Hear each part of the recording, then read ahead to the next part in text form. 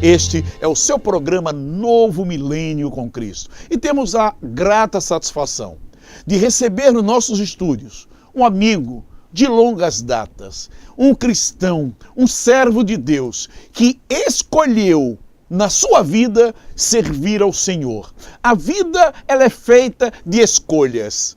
O que foi que você escolheu? Eu já tomei a minha decisão. Eu fiz uma escolha. Eu quero andar com Jesus. Andando com Ele, nós vamos chegar na casa dele. Foi assim que os discípulos de João fizeram. Chegaram para ele e perguntaram: Mestre, aonde é que você mora? Aí Jesus disse: venha comigo, venha ver. E eles saíram caminhando. Aquela época Jesus morava em Cafarnaum. A casa dele era vizinha à casa de Pedro, que ficava ao lado daquela sinagoga onde Jairo teve um grande encontro com ele. E o que aconteceu? Os moços foram até a casa de Jesus. Hoje, pleno século XXI, todos aqueles que se preocupam em andar com Jesus, com certeza vão chegar à casa dele. Não para fazer uma visita e depois levar uma mensagem de volta. Chegar para ficar. Todo o bom servo de Deus é convidado a morar com ele na sua casa. Temos aqui ao nosso lado o querido pastor Joanã, pastor da Igreja Assembleia de Deus. Esse jovem que já nasceu num berço cristão, mas que poderia ter feito várias escolhas na vida. Mas aprove a Deus que ele tomasse uma decisão. No curso da sua vida profissional de labor, ele escolheu seguir ao ministério da palavra. O apóstolo Paulo disse: quem almeja o episcopado, excelente obra almeja. Pastor Joanã, querido, a paz do Senhor, tudo bem? A paz do Senhor, pastor Antônio, dizer da nossa alegria de estar participando do programa Novo Milênio com Cristo e trazer um pouco da nossa história, apesar de jovem, mas temos uma história, escolhemos sim, como o Senhor dissera, estar ao lado do Senhor e ter uma vida dedicada à obra do Senhor. Pastor Joanã, é bem verdade que, conhecendo um pouco da sua história, você nasceu num lar cristão. Nasceu num lar cristão. Os seus pais já servindo ao Senhor. E a vida que você viveu deu para ter a dimensão da importância do cristão, do homem se relacionar com Deus. Sim, nasci num lar cristão, sou filho, para aqueles que não me conhecem, sou filho do pastor Lorival, que há muitos anos milita no ministério na Assembleia de Deus, e da nossa irmã Joelita. E hoje, na minha infância, a gente vai passando para a adolescência, a gente vai tendo algumas dificuldades que é natural, um adolescente e jovem, mas hoje a gente percebe que o caminho que nós fomos ensinados, o que nos diz a palavra do Senhor, ensina o teu filho o caminho que deve andar, para que quando ele crescer não se esqueça dele. Esse caminho hoje a gente vê e percebe que foi o caminho mais correto, a decisão mais correta que nós tomamos é de estar firmes, sendo criados na presença do Senhor e hoje dando frutos para a glória de Deus. Informe como se deu a sua chamada para o ministério da palavra, porque tem muitos jovens, ou na sua maioria absoluta, mesmo sendo filho de pastores, de líderes, que têm a influência do ensino, mas nem todos optam pelo ministério da palavra, por ser pastor. Como é que se deu essa sua chamada para o pastorado? Desde a nossa infância, pastor, a gente envolvido com a obra. Eu estudei música, fui ser músico, fui aluno do mestre Oliveira, ali na Rua Bahia, na nossa sede em Aracaju.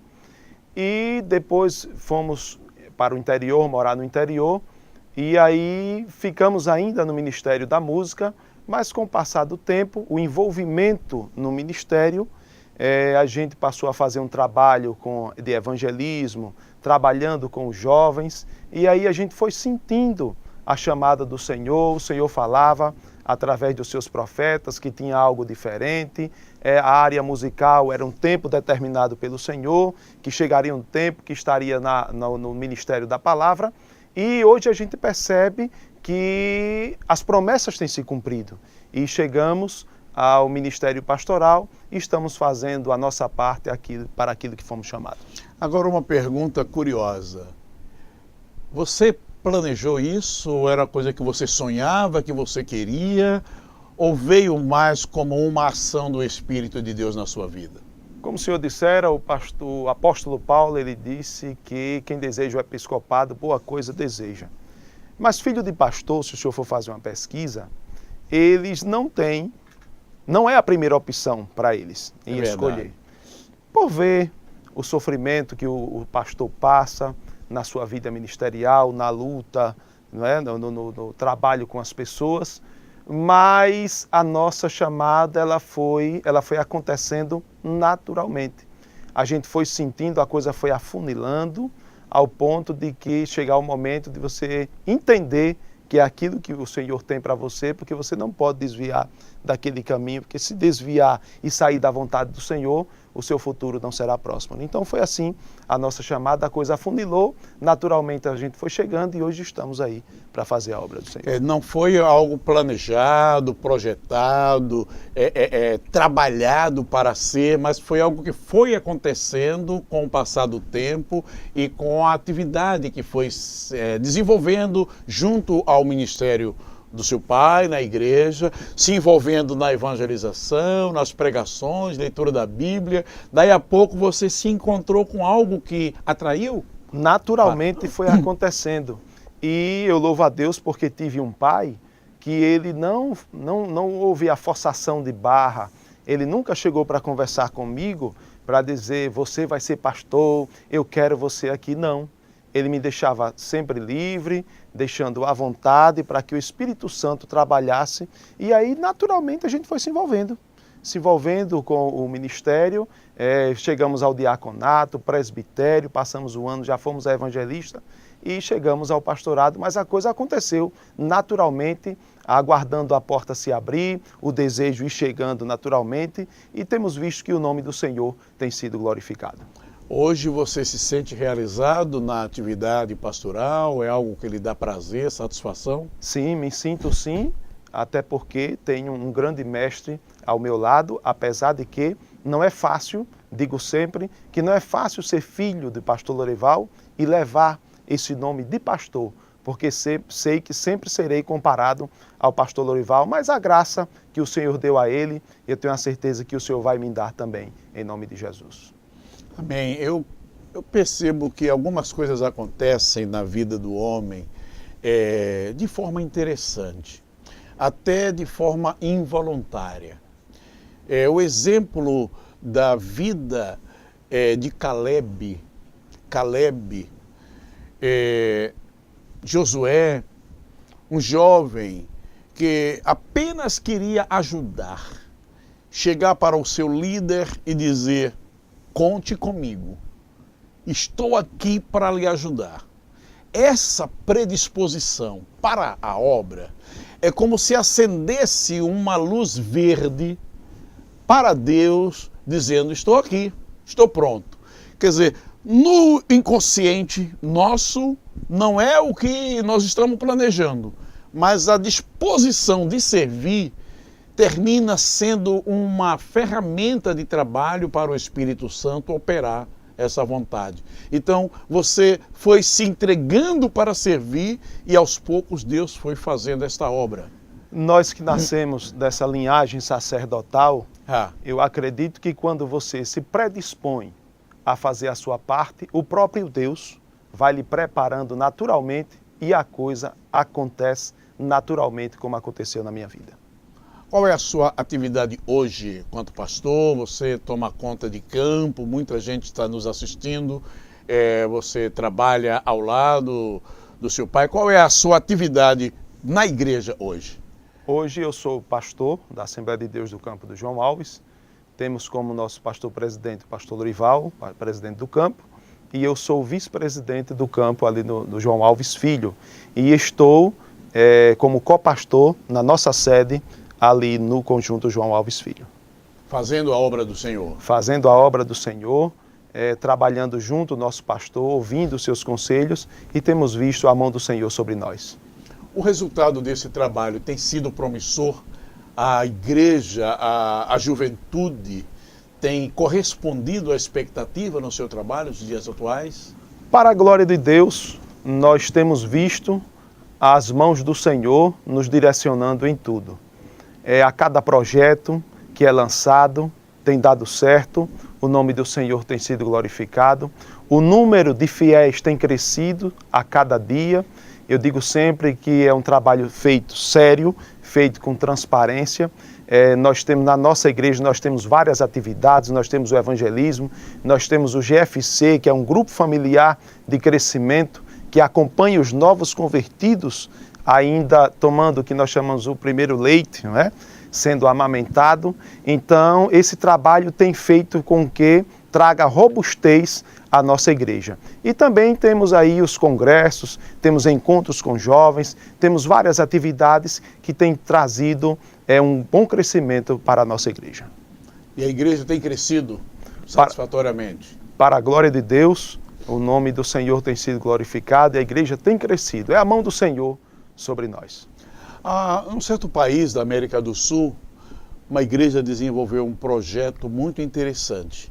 Ele dizia o seguinte: em um ano, cada crente dessa igreja está comprometido em trazer um novo crente, ou seja, ovelha gerando ovelha. Cada crente conquistar um crente. Aí, cada pastor preparar um novo obreiro. Cada pastor. E cada igreja dá origem a uma nova igreja. Isso projeto anual. Este trabalho tem levado a um crescimento numa progressão impressionante. Porque cada igreja dá origem a uma outra, cada pastor prepara um novo pastor e cada crente consegue levar pelo menos uma outra pessoa a estar na igreja. Ou seja, neste planejamento, a cada ano duplica-se o número de crentes, duplica-se o número de pastores e duplica-se o número de igrejas.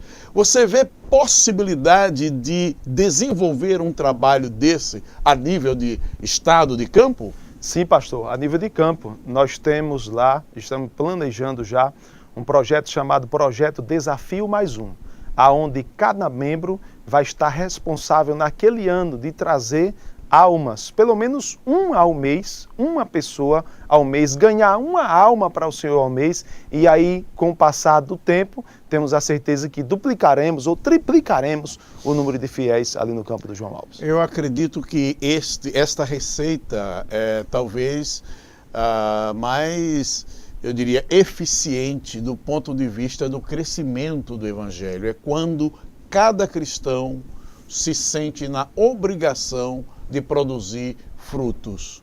Se ele é orientado, se ele é doutrinado, se ele é estimulado a fazê-lo, não tenho dúvida que a obra vai alcançar um patamar de crescimento maravilhoso. Agora, uma pergunta. Nos dias atuais, com tantas novidades aparecendo que contrariam ao Evangelho, que vão de encontro aos princípios cristãos, o que a igreja tem feito para pavimentar o caminho dos crentes sem que deem ouvidos a essas inovações que agridem a sociedade, agridem a igreja e agridem a Deus? Pastor Antônio, nós temos visto aí, com o passar do tempo, nesses últimos tempos, ou nos últimos anos, projetos satânicos, projetos diabólicos, vindo de encontro aos princípios cristãos, mas nós estamos atentos, até porque nós temos um pastor que é um ensinador, pastor que ensina as suas ovelhas. E temos também trabalhos com os setores da nossa igreja, conscientizando de que, para que tenham cuidado com redes sociais, o WhatsApp, que tem atrapalhado a fé de muitos, mas nós estamos indo de encontro a esses princípios diabólicos, esses projetos satânicos que têm vindo de encontro à igreja, porque nós sabemos que para chegar aos céus o caminho é estreito e a porta é estreita. Nós não alargaremos a porta e não alargaremos o caminho para encher a casa, não. Nós vamos continuar pregando a palavra do Senhor, que a porta é estreita, o caminho é estreito para chegar aos céus e fazendo entender aos nossos irmãos que precisamos ter como alvo Cristo e a leitura da palavra do Senhor, porque são esses dois princípios que nos levará aos céus. É bem verdade que as redes sociais, na atualidade, têm trazido uma influência perigosíssima para o cristianismo. Tem levado muita gente a não ter tempo de ler a Bíblia, de orar, e muitas vezes até a utilizam na hora do culto. E é preciso que haja uma observação muito séria e muito serena para que isto não venha trazer tantos males para a obra.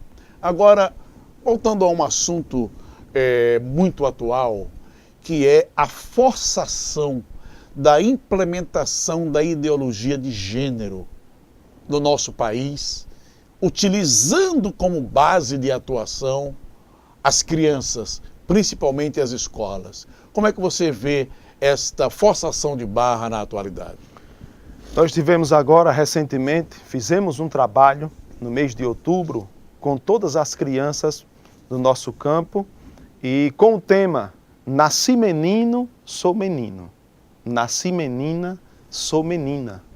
Porque entendemos que a mídia, as redes sociais e até os setores da educação, eles têm trabalhado para que as crianças elas venham desvirtuar os seus princípios, aquele princípio que o pai ensinou na sua casa. Então nós lá na nossa igreja, no nosso campo, nós temos tido esse cuidado de estar aconselhando os pais, procurando saber dos pais, para os pais ficarem atentos com relação às mudanças de comportamento dos seus filhos, e aí os pais fazendo a sua parte e a igreja fazendo a sua parte, com certeza nós teremos uma sociedade melhor.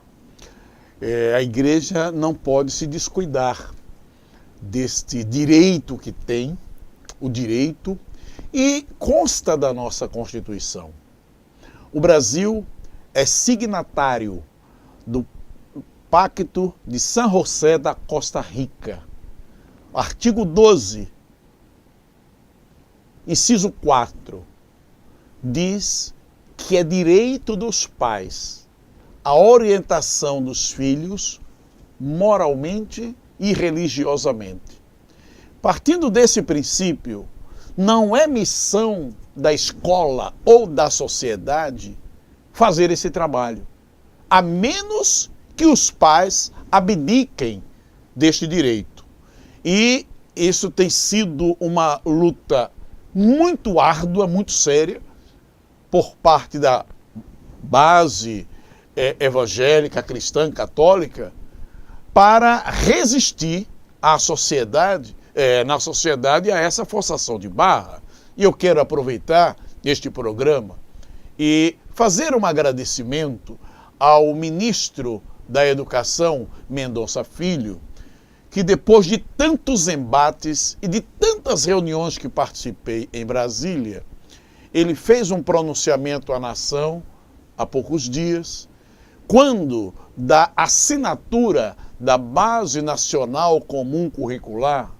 E eu gostei porque no discurso que ele fez à nação, ele disse que estava muito feliz, porque estava entregando ao Brasil, uma base comum para todas as escolas, sejam públicas, sejam privadas, sejam confessionais, mas uma base que melhorará a qualidade do ensino no Brasil. E ele fez questão de dizer, sem ideologia de gênero, que foi a coisa que nós mais pedimos, mais batemos.